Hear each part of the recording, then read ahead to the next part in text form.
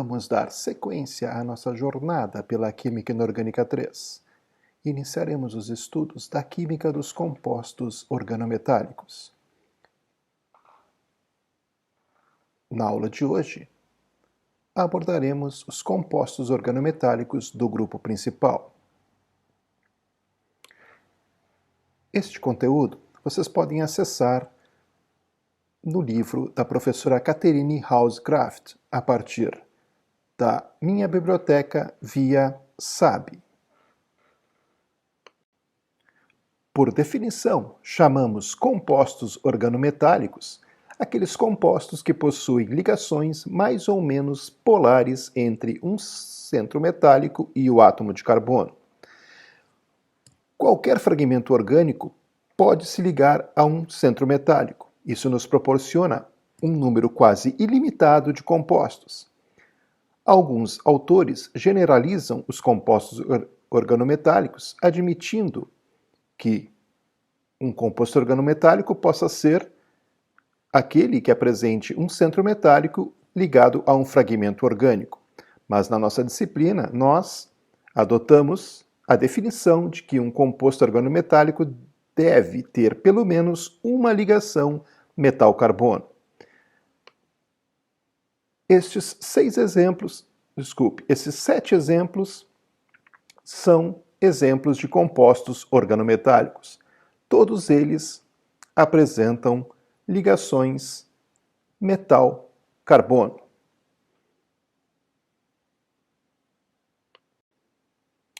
Quais dos compostos abaixo são compostos organometálicos?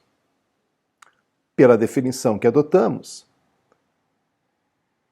os compostos A, B, D não são compostos organometálicos, mesmo tendo fragmentos orgânicos e um centro metálico. Mas observem que não apresentam ligações metal-carbono. Somente são considerados compostos organometálicos os compostos C, E e F, pois estes apresentam ligações metal-carbono. Observem o simples complexo tetracarbonil-níquel. O que um químico inorgânico pensaria a respeito deste complexo? O que um químico orgânico pensaria a respeito deste complexo? Um químico inorgânico olharia para esse complexo e pensaria: qual é a geometria desse complexo? Tetraédrica? Quadrado planar? Qual o estado de oxidação do níquel nesse complexo? O níquel pode ser oxidado? O níquel pode ser reduzido? Quantas bandas são ativas para o espectro de infravermelho deste complexo? Podem os ligantes carbonil ser substituídos por outros ligantes? E um químico orgânico, o que ele pensaria ao observar esse complexo? A função carbonila neste complexo tem características de cetona, de éster, de aldeído? A função carbonil pode ser reduzida a álcool ou oxidada a ácido? Qual o seu caráter eletrofílico ou nucleofílico? Pode realizar reação de adição? Esse complexo pode ser empregado como agente de transferência da função carbonila? Agora, imaginem que observações podem ser feitas se a morfina ou a codeína que estão apresentadas nessa primeira imagem estivessem coordenadas a um cromo, ou um complexo contendo uma ligação dupla, como o da direita, o catalisador de Grups, utilizado na metátese de olefinas. Muito mais observações poderiam ser feitas a nível de química orgânica ou a nível de química inorgânica. Entretanto, qual é a abordagem que corresponde à química dos compostos organometálicos? A abordagem da química dos compostos organometálicos é a união das duas, sendo muito maior do que a simples soma das duas abordagens. Passo agora a apresentar alguns marcos históricos na evolução da química organometálica. As primeiras descobertas, os primeiros passos. O berço da química organometálica é a Farmácia Militar de Paris, onde em 1760 Louis Cadet desenvolveu o óxido de cacodilo, chamado de líquido fumegante de Cadet. Apresentava cheiro de alho, era um líquido vermelho, oleoso e venenoso. Mais tarde, em 1820, William Sayce, na Dinamarca, obteve o primeiro complexo organometálico de um elemento do bloco D, a partir de cloreto de platina, cloreto de potássio e etanol. Apesar deste complexo apresentar uma ligação metal-alceno, somente em 1951 foi apresentada por Dewar uma teoria de ligação para complexos de alcenos. Em 1840, Bunsen deu continuidade a estudos envolvendo compostos contendo o ligante cacodila, as alquilarcinas descobertas por Cadet um século antes. Em 1849, Edward Franklin, que foi aluno de Bunsen, isolou e caracterizou compostos alquil-zinco, pirofóricos ao ar e explosivo em água. Franklin foi o primeiro a reportar o uso de vidraria seca em chama e atmosfera inerte. Pasmem, o gás inerte utilizado por Franklin era gás hidrogênio. A síntese do dietilzinco se processa a partir da reação entre iodeto de etila e zinco, que não leva à produção de iodeto de zinco, e sim à produção de dietilzinco utilizando 3 mols de iodeto de etila e 3 mols de zinco. O dietilzinco é utilizado para desacidificar o papel de livros antigos e documentos, que vão amarelando e ficando quebradiços com o tempo. A umidade reage com o dietilzinco e forma óxido de zinco, que é branco e tampona a próxima acidez.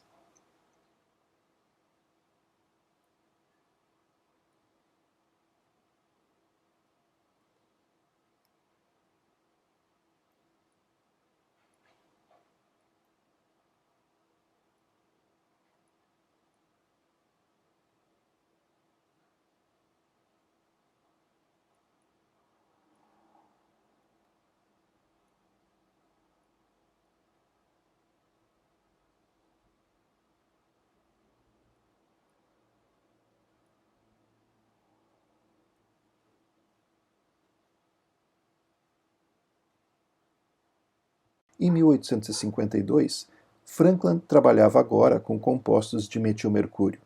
Esses compostos são altamente tóxicos e têm alta pressão de vapor.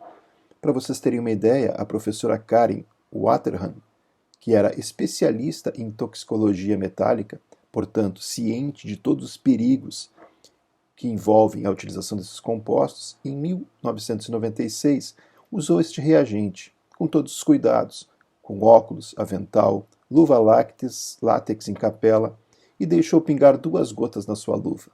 5 meses depois, esbarrava nas paredes e falava com dificuldades. Sintomas esses da intoxicação por mercúrio. Terapia de quelação não funcionou e o falecimento aconteceu em 1997. Agora imaginem a que riscos e perigos estavam expostos os cientistas responsáveis pelas primeiras descobertas desses compostos. Nos anos seguintes, reações de transferência de alquil com alquil-mercúrio ou alquil-zinco são usados na síntese de numerosos compostos organometálicos do grupo principal. Franklin introduziu o conceito de valência e o termo organometálico. O restante do século XIX foi testemunho de uma sucessiva descoberta de novos complexos organometálicos do grupo principal. Ainda em 1852, alquil-chumbo, alquil-antimônio, alquil-bismuto. Em 1863, organocilanos. 1866, foi desenvolvido um método para a síntese de compostos alquil-magnésio livres de hidrogênio. E no final do século XIX, houve o grande avanço da química de coordenação, como vocês viram com a professora Silvana, a partir da proposição por Werner das geometrias octaédricas, tetraédricas e quadrática plana para complexos. A partir daí, as 3 primeiras décadas do século XX, houve uma explosão na síntese de compostos organometálicos. O primeiro alquil-metal do bloco D, em 1809. O polifenilcromo, em 1819. Alquil-lítio para reações de transferência de radical-alquil. A descoberta do processo Fischer-Tropsch, em 1920. Produção de hidrocarbonetos líquidos a partir do gás de síntese CO e hidrogênio, catalisadores de ferro, cobalto, rutênio. As décadas de 30 e 40, nos anos 1930 e 1940, houve o advento de processos industriais que empregam catalisadores organometálicos. Hidroformilação, o processo OXO, em 1938. Carbonilação de acetileno, que é o processo REP, em 1939. E assim por diante, diversas descobertas, né? E em 1955, Ziegler e Natta, né, polimerizaram alfa-olefinas a baixa pressão, utilizando o complexo metálico com alquil-alumínio, né? E de lá até o presente, grandes descobertas têm sido feitas. Pela definição de compostos organometálicos, como vimos anteriormente, é necessário que haja uma ligação direta, mais ou menos polar, entre o metal e o carbono. Em muitos aspectos, a química orgânica de elementos como boro, silício, fósforo, arsênio, selênio e telúrio se assemelha aos análogos metálicos. Assim, o termo organoelementos foi usado como analogamente a organometálicos, para incluir estes não e semimetais. Uma classificação conveniente dos organometálicos é baseado no tipo de ligação. Estes metais ou elementos, em azul, fazem ligações covalentes multicêntricas com o carbono. Já os metais em verde, aqui, fazem com o carbono ligações iônicas. Já os metais de transição fazem ligações covalentes sigma e π com o carbono. E estes outros elementos fazem principalmente ligações covalentes sigma e raramente fazem ligações π. Para levarmos adiante a classificação de organometálicos entre covalente e iônico, algumas considerações sobre eletronegatividade são necessárias. A eletronegatividade de carbono e hidrogênio são similares. Com isso, a divisão iônica covalente dos organoelementos é semelhante à classificação dos hidretos. Para avaliar a polaridade de uma ligação, a diferença de eletronegatividade entre átomos vizinhos é utilizada. O conceito de eletronegatividade é complexo. Diferentes escalas e escolha adequada de uma escala é um problema particular. Ao contrário dos hidretos, a eletronegatividade do carbono depende do grau de hibridização. Elétrons S têm carga nuclear efetiva muito mais forte que os elétrons P, do mesmo número quântico. Assim, a eletronegatividade do carbono aumenta com o aumento do caráter S do orbital híbrido. Por exemplo, um carbono hibridizado sp3 tem eletronegatividade de 2,5. Já um carbono hibridizado sp2 tem eletronegatividade de 2,7, comparável ao enxofre. Já um carbono hibridizado sp com muito mais caráter S na hibridização tem eletronegatividade 3,29, o que é comparável ao cloro. Isso se reflete na acidez do grupo CH. Um grupo CH no etino é muito mais ácido que um grupo CH no eteno, que é mais ácido que um grupo CH no etano. Isso sugere que a ligação metal-carbono em alquinil-metal é consideravelmente mais polar do que em alquil-metal. A eletronegatividade aumenta com o aumento do número de oxidação. O grau de dependência varia nas diferentes escalas. A eletronegatividade de um átomo depende dos seus substituintes, os quais podem induzir uma carga parcial no átomo. Por exemplo, no grupo CH3, a eletronegatividade é 2,31. Já a eletronegatividade do grupo CF3 é 3,47. A diferença de eletronegatividade dos grupos trietilgermânio e triclorogermânio nos compostos trietilhidridogermânio e trietilclorogermânio levam à inversão da polaridade da ligação germânio-hidreto. Em metais de transição, a eletronegatividade do metal ligante aumenta com o aumento do caráter π aceptor e o decréscimo do caráter π doador do ligante. O conceito de eletronegatividade pode ser bem aplicado aos organometálicos do grupo principal, levando em consideração a eletronegatividade do grupo e a hibridização do carbono.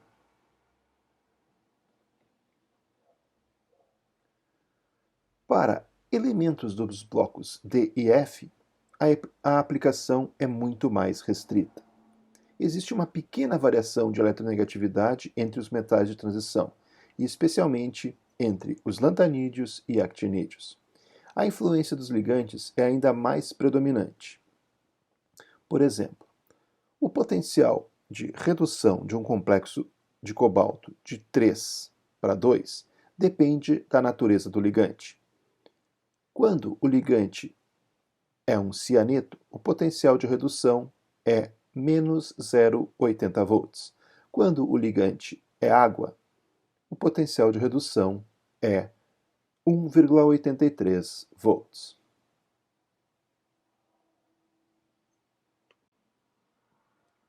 O uso limitado do conceito de eletronegatividade pode ser demonstrada comparando os dois compostos abaixo. Periloceno é instável ao ar, enquanto o ferroceno é inerte. A eletronegatividade do berílio e do ferro são semelhantes. Apesar disso, os dois compostos têm reatividades diferentes. A química do grupo principal é governada pelo grupo que o metal pertence, enquanto a química de organometálicos de transição é dominada pela natureza do ligante. A eletronegatividade é utilizada para determinar o caráter iônico de uma ligação. A polarização da ligação metal-carbono que define um composto organometálico é representada nesta imagem. A densidade de carga positiva está sobre o centro metálico e a densidade negativa está sobre o carbono. Linus Pauling definiu o percentual de caráter iônico de uma ligação a partir desta relação, onde o percentual iônico está relacionado com a eletronegatividade dos dois átomos vizinhos.